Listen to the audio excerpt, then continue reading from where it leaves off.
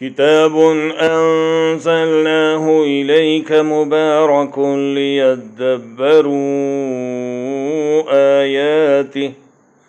ليدبروا آياته وليتذكر أولو الألباب.